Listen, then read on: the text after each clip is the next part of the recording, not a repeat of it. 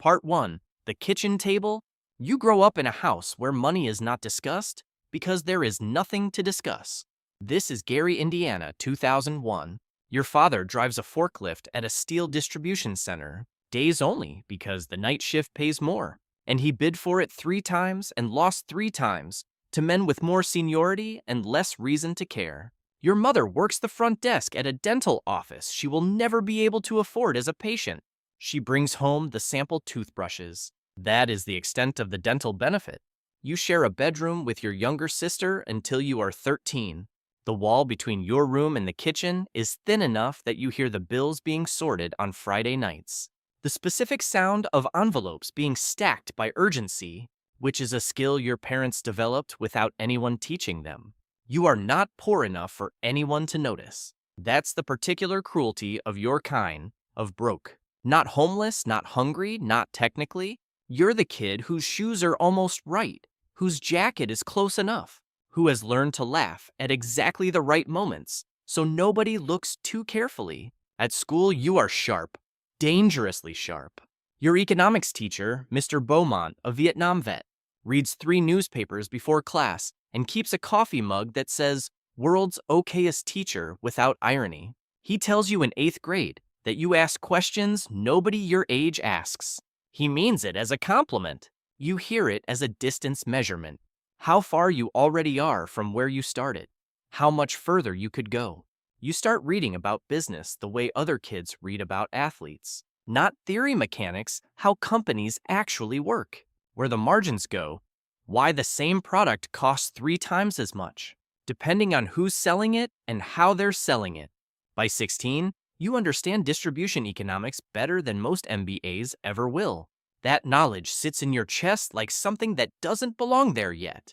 You watch your father get passed over for a supervisor role he'd been doing informally for 2 years. The company hires someone from outside. Your father says nothing about it at dinner. Your mother asks if anyone wants more rice. You watch him reach for the rice and understand with a clarity that is much too heavy for a 16-year-old, that the system was not designed with your father in mind. You decide, sitting at that table, that you will learn the system well enough to build one of your own. Part 2, The Mentor. His name is Calvin Marsh. He is 31 and already worth $22 million. He speaks at your high school's entrepreneurship day because his nephew goes there, and he owed his sister a favor. He is the only person in the room who does not seem impressed by being there. Everyone else is half asleep. You are taking notes. After the assembly, you follow him to the parking lot. You don't plan it, your feet just go. He's loading into a car that costs more than everything in your house combined. And you say, "What part of the speech was true?" He stops. He looks at you the way people look at something that moved when it wasn't supposed to. Which part did you think wasn't? The part about passion. Nobody builds something real on passion. Passion is what you say when you don't want to explain the actual reason. He is quiet for a moment. Then he says, "You got a phone?" He sends you a Dropbox link. A folder of market analysis, documents, raw data, no narrative. The kind of thing someone dumps before a pitch meeting to see if the other person does their homework.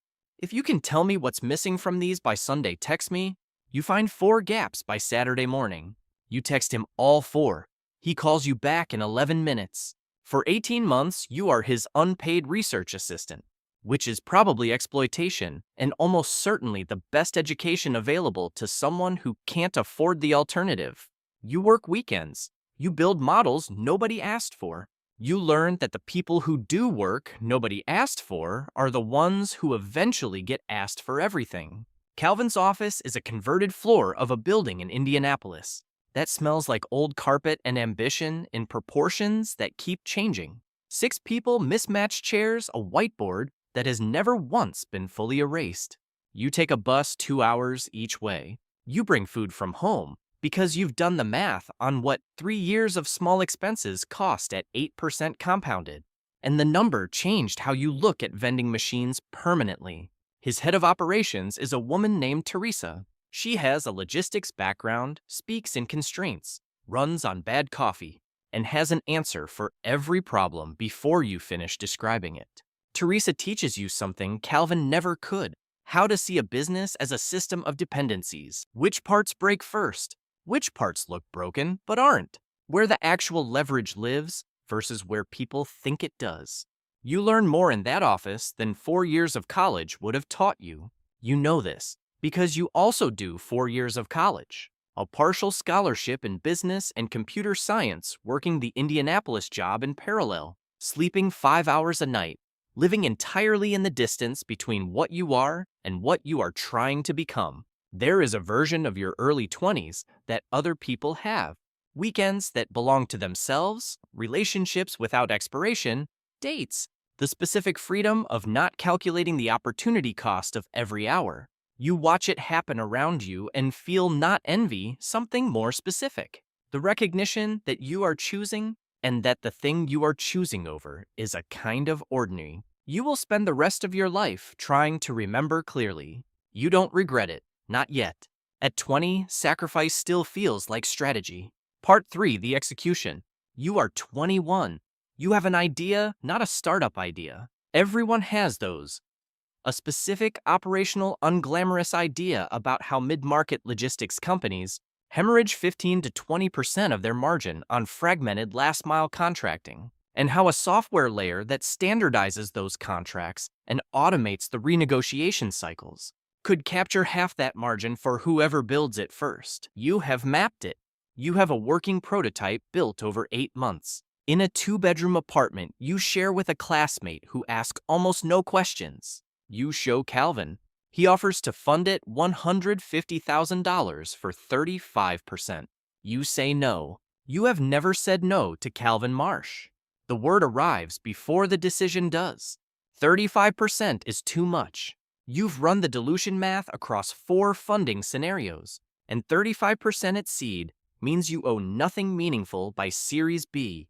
It costs everything at scale. Calvin looks at you for a moment. Then he smiles, not warmly, but with the specific professional respect of someone who has just been beaten at something. You're going to need more than $150,000 anyway. I know you finish your degree because you are 3 months from the end, and your mother would not forgive an incomplete. You graduate on a Saturday. You incorporate on Monday. You call your father from the parking lot after the ceremony. He is quiet for a long time. Then he says, "Okay, one word." The weight of every skip promotion and every sorted envelope. You name the company something plain. Names don't matter. Execution matters. Margins matter. The line gets crossed in a parking lot in a phone call. In a single word from a man who counted every quarter. It always does. You raise $1.8 million from 4 angels. You give up 14%. You spend 7 months making the product work before you charge a single dollar for it. Which means by the time you price it, you already know it works. Pricing it correctly is the first thing you do right that nobody taught you. You price high. High signals certainty. You close more contracts in the following quarter than you did in the preceding year. The product works. That sounds obvious. It is not obvious. Most products don't work. Series A, Series B. Each round of negotiation is a test of how badly you need the money. The best time to raise is when you don't need it, which means the system rewards people who already have enough. You file that away. You don't examine it too closely. You can't afford to examine it too closely yet. By 24, you have 180 employees. By 25, you have 480. You stop knowing everyone's name somewhere around 250. This bothers you more than you say out loud to anyone. The acquisition offer arrives on a Tuesday, $2.9 billion. You take it. You are 26 years old and the wire clears on a Thursday afternoon. You look at the number on your phone for about 40 seconds. Then you set the phone face down on the kitchen counter and stand at the window of your apartment in a city that does not know or care what just happened. Part 4, the hum. It doesn't feel like anything. You expected something arrival completion. The exhale of a man who has been holding his breath since a kitchen table in Gary, Indiana. Instead, there is a low, directionless hum, like a television left on in another room. You wait for something else to arrive. Some second wave, some delayed feeling proportionate to the number. You give it an hour. You call Teresa. She says, "Congratulations." You both laugh awkwardly for 30 seconds and hang up.